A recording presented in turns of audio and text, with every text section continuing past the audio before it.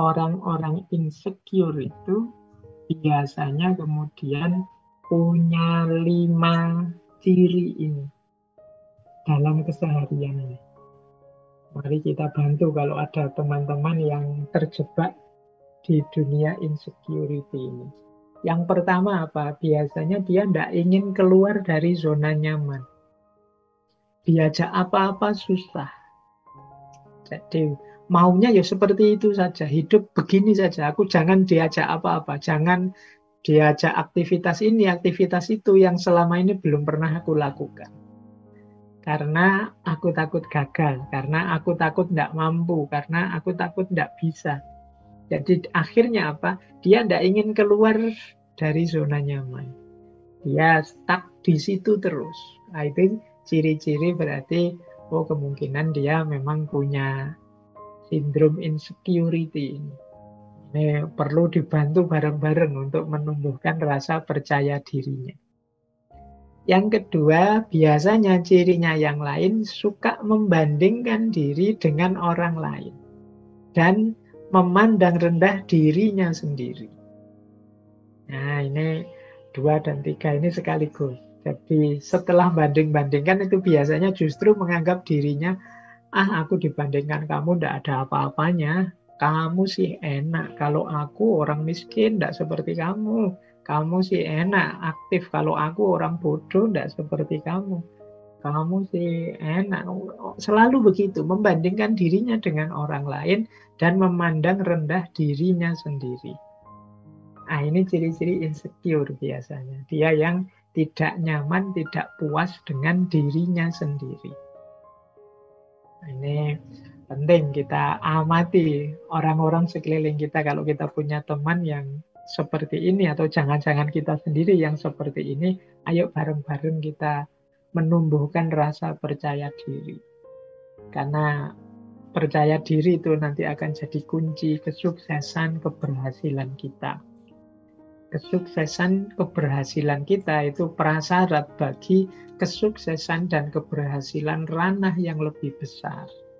Kesuksesan keluarga, kesuksesan bangsa, negara, agama, dan lain sebagainya, itu kan harus diawali dari kesuksesan, keberhasilan kita sebagai individu.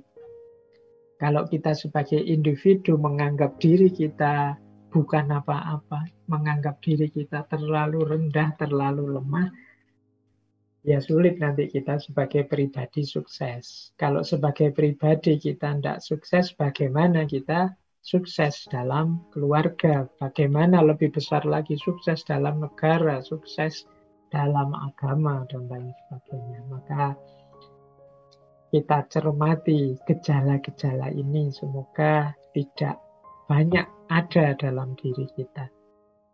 Kemudian kadang-kadang ada manifestasi yang unik, yaitu biasanya orang seperti ini senang dipuji dan mencari cara agar kehadirannya diakui.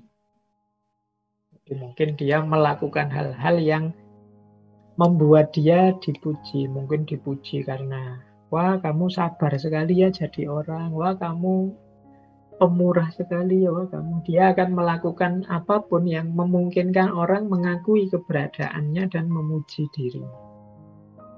Nah, kadang-kadang terasa agak dibuat-buat atau terasa dipaksakan. Ini menunjukkan bahwa dia sangat terobsesi untuk agar diakui oleh lingkungan sekelilingnya. Entah dengan cara apa. Nah, ini mungkin ciri-ciri orang yang justru insecure. Jadi, karena dia tidak yakin bahwa dirinya mampu, dirinya bisa, maka dia menunggu pengakuan dari orang lain bahwa dirinya bisa, bahwa dirinya mampu. Kadang-kadang pengakuan itu unik dicari secara negasi. Dicari secara negasi itu misalnya saya dan teman saya punya cara hidup yang berbeda. Untuk menegaskan bahwa cara hidupku lebih benar, itu Aku berusaha mati-matian menunjukkan betapa salahnya cara hidup temanku. Nah, ini sebenarnya sama modelnya dalam rangka mendapat pengakuan meskipun dengan cara yang negasi atau negatif. Intinya dia ingin diakui dan dipuji orang bahwa kamu mampu, kamu bisa, kamu besar, kamu benar, dan lain sebagainya. Nah, yang terakhir biasanya yang kelihatan manifestasi dari insecurity ini, orang cenderung menghindari interaksi dengan lingkungan sekitarnya. Jadi karena dia merasa tadi minder. Orang minder itu kan lebih cenderung menarik diri dari keramaian. Nah, inilah manifestasi dari orang yang punya gejala insecure tadi. Efeknya apa? Ya, kalau ini sebenarnya sudah bisa ditebak secara logis. Orang yang mengalami insecurity itu kalau terus-menerus begitu, yang jelas dia cemas, pesimis, dan tidak bahagia. Karena terhadap dirinya sendiri saja dia tidak nyaman. Dia tidak merasa puas. Akhirnya apa? Dia serba pesimis dan tidak bahagia. Merasa rendah, tidak percaya diri, putus asa, depresi, kesepian, merasa tak berharga. Dalam situasi yang parah, bahkan ada yang, wah, apa sih gunanya aku hadir ke dunia ini? Apa arti keberadaanku? Bahkan ada yang sampai ingin mengakhiri hidupnya. Makanya tadi saya bilang, yuk kita bareng-bareng untuk lingkungan kita, untuk sekeliling kita, saling membantu untuk menegaskan diri kita bahwa kita ini manusia-manusia yang sama-sama berharga. Kalau hari ini kan banyak itu pertarungan saling menjatuhkan, saling merendahkan. Nah, ini menurut saya eman-eman waktu dan energi kita untuk saling bertarung, saling menjelekkan, saling menjatuhkan. Akan lebih kondusif, nyaman, enak hidup ini kalau kita saling mendukung, saling menguatkan, saling menumbuhkan rasa percaya diri bahwa kita mampu, kita bisa. Jangan sampai nanti generasi yang akan datang lahir menjadi generasi yang serba cemas, pesimis, rendah diri, depresi, kesepian. Orang-orang yang mengalami insecurity semacam ini hidupnya pasti lelah. Lelah itu karena dia mikir dirinya sendiri yang tidak memenuhi standar-standar seperti yang dia harapkan.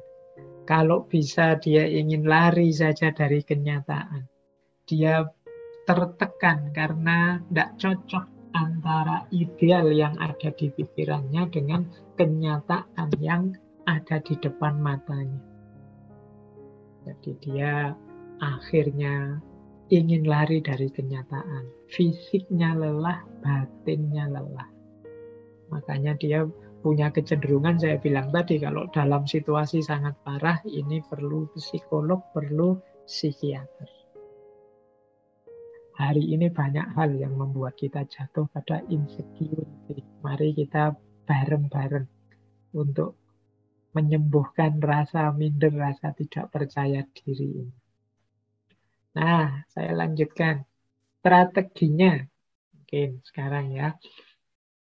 Strategi-strategi yang mungkin kita jalankan agar kita tetap percaya diri.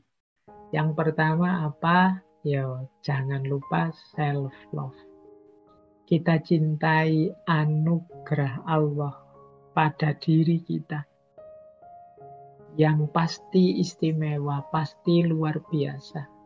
Dalam diri kita tersimpan aneka macam potensi. Hanya saja kita tidak pernah menengoknya. Kita selalu sibuk melihat cacatnya diri kita.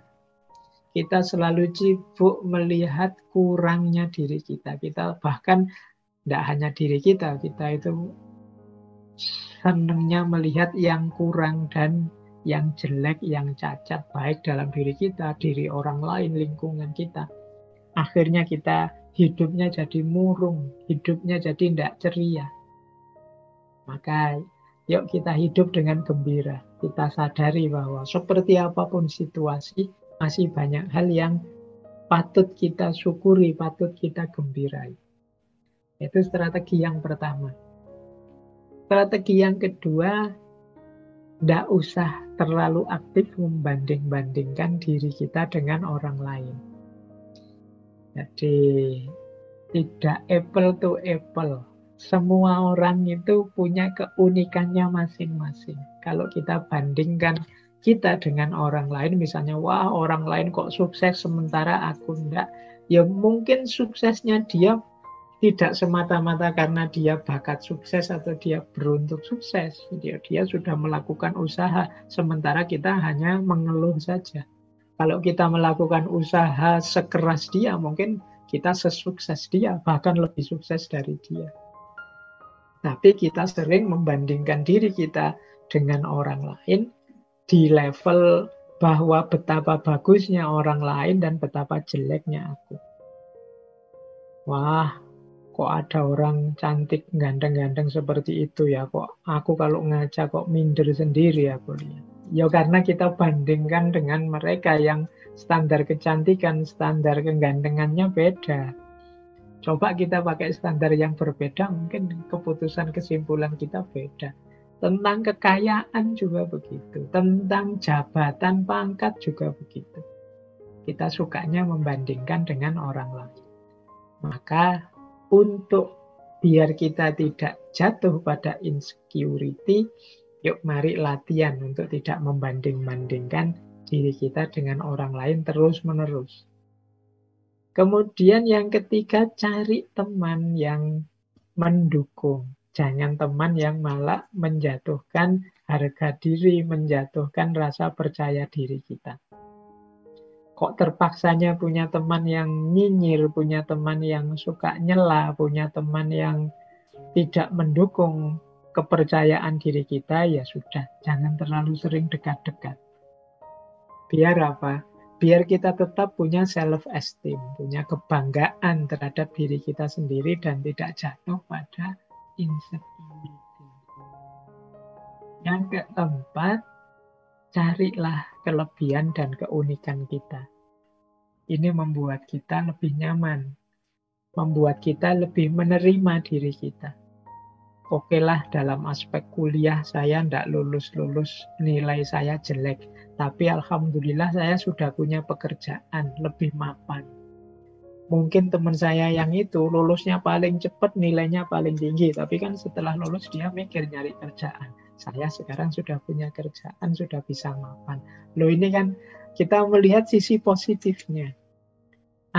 Dia lulusnya cepat, tapi aku lulusnya lama. Tapi kan aku di pondok sambil hafalan Quran, lumayan. Aku lulusnya agak telat, tapi kan ada bonus. Aku sambil hafal Quran. Nah, banyak kok. Coba kita cari. Apa sih keistimewaan, kelebihan kita yang tidak dimiliki orang lain? Yo, aku ini miskin, tapi kan aku ini punya daya tahan, punya kesabaran yang lumayan. Miskin begini aku masih bisa gembira. Daripada yang uangnya banyak, kadang sumpek malahan. Kena masalah masing-masing. Nah, kegembiraan ini harus kita syukuri. Nah, ini yang harus kita banyak temukan dari diri kita. Biar tidak isinya mengeluh saja. Kalau kita sudah bisa menemukan kelebihan, keunikan, saatnya kemudian untuk kita bersyukur. Jadi mari kita syukuri hidup ini. Orang yang bersyukur itu orang yang bahagia. Orang insecure itu sulit bersyukur karena dia melihat kurangnya dirinya, kesulitannya dirinya saja. Ya kalau orang merasa kurang, merasa sulit, bagaimana dia bisa bersyukur? Tidak mungkin nanti jatuh pada la in syakartum la azidannakum. Tidak mungkin ditambah oleh Allah, wong ya dia sulit bersyukur.